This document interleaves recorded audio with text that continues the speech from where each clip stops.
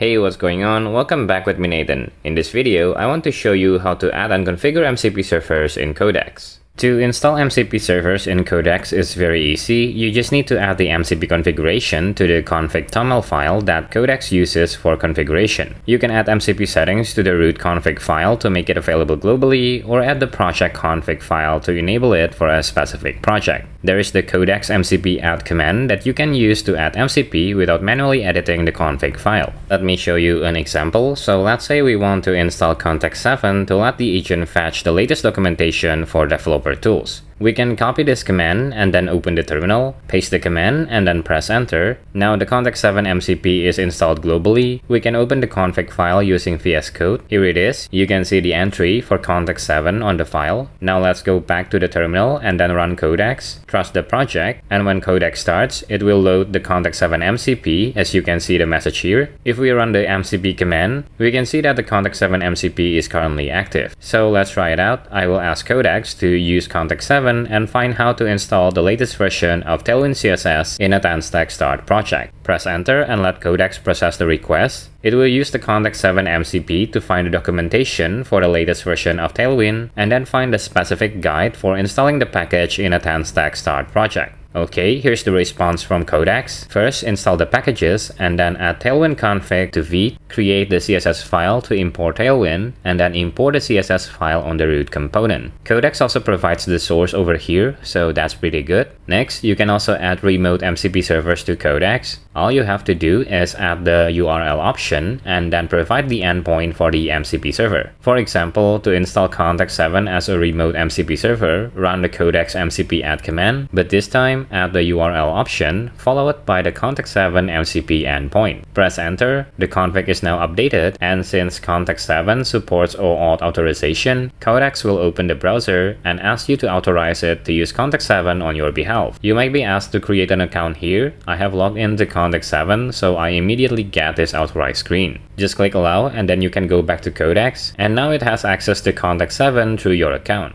Now note that when you run the Codex MCP add command, the MCP server will always be added to the root config. Sometimes you might want to add MCP servers to a specific project to make it easier to share and manage the MCPs.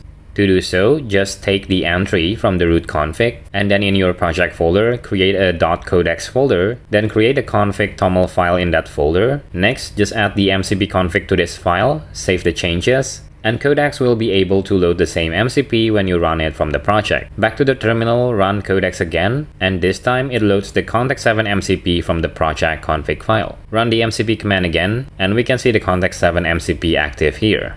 Next, let's try to install the DBHub MCP server. This MCP is used to let coding agent interact with database system. You can use this to access SQL-based database such as Postgres, MySQL, and others. Head over to the installation docs and then scroll down a bit.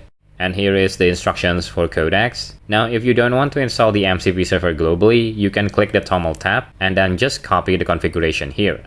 And then on your project folder, just paste the DBHub configuration, then adjust the connection URL to your active database. For example, here I have MySQL running locally. There is a small database for a pet shop called Petco. It has tables for customers, products, orders, just a simple e-commerce database. I have to adjust DBHub, change the DSN option here from Postgres to MySQL. The user will be root with no password. This is fine for testing the database locally. Save the changes, and then it's time to run Codex from the terminal. It will load the DBHub MCP server, and once it's ready, I can immediately ask it about my database. Let's ask it to find the Petco database and explain the tables. Codex will now use the DBHub MCP tools to search for the database, and then it asks for permission to execute SQL queries, so let's just allow that. And here's the response. It found the Petco database schema. It has 4 tables. Here is the purpose, columns, and node for each table. And on the table relationships, this is a standard e-commerce schema with customers, orders, and products. Next, I will ask it to find the best-selling product. It will run some queries to calculate the product with the most orders. And here it is. The best-selling product is the premium dog food with 7 units sold and $400 in revenue. You can also insert data to the tables with DBHub. For example, I will ask Codex to add a new customer named Anne Dove with this email. Let it process the request. and now a new customer is added to the table. If we open the database again, refresh the table, we can see the new customer data here, which is pretty awesome. So that's how you can use the DBHub MCP server and grant AI access to your database. It's pretty useful when you're working on the backend, as it helps you debug queries, inspect tables, and quickly validate data. Finally, let me show you how to add the GitHub MCP server so the AI can access your repositories, make commits, read issues, and create pull requests for you. In the MCP server repo, there's already a guide on how to install it on different tools. And here's the Codex guide, so just click that. To use GitHub MCP server, you need to add the remote configuration here to your config file, so just copy that, and then in the project toml file, paste the config. Now to access GitHub MCP server, you need to export the GitHub PAT token from the terminal, so let's create a PAT or personal access token first. Back in GitHub, head over to your GitHub profile picture on the top right side, and then select settings here. Next, scroll down until you see the developer settings, and here it is, click that, and then select personal access tokens. There are fine-grained token and classic token. The classic token is used for general purpose. Fine-grained token is more recent. It provides better security and permission control, so let's create that one. Next, enter the token details such as the token name and then description. For the owner and expiration date, you can leave it at the default, and then grant access to all repositories in this account. Now for the permission, select administration for creating and managing repositories. This is used when you want to fork repos, and then contents for creating branches and committing changes. That will be enough for this demo. You can adjust as you need. Grant the read and write access to all permissions here, and then click generate token. After a moment, GitHub will show you the token and you can copy it. And then in the terminal, run the export command to export the GitHub PAT token, followed by the token you just received from GitHub.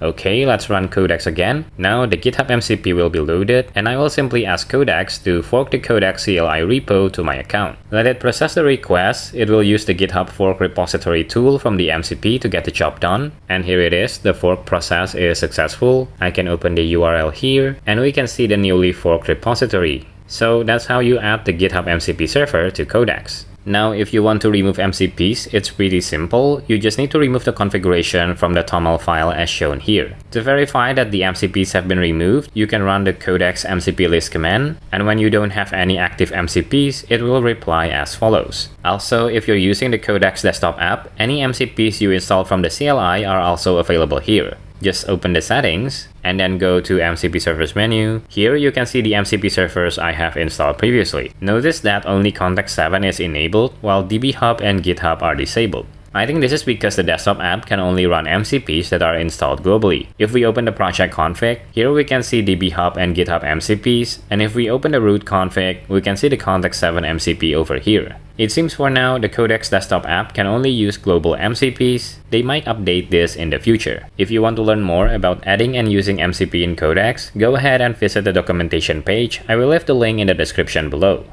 And that brings us to the end of this tutorial. Now you know how to configure MCP servers in Codex. I hope you all enjoyed today's video and get some value out of it. Let me know your thoughts in the comments below. I'll join the conversation and reply as often as I can. If you're new to the channel, my name is Nathan and I help you learn how to code and use AI tools. Make sure to subscribe if that's something you find useful. Don't forget to turn on the notification bell, like this video, all the good stuff, as it really helps this channel to grow. With that being said, thanks so much for watching until the end, and I'll see you in other videos. Bye!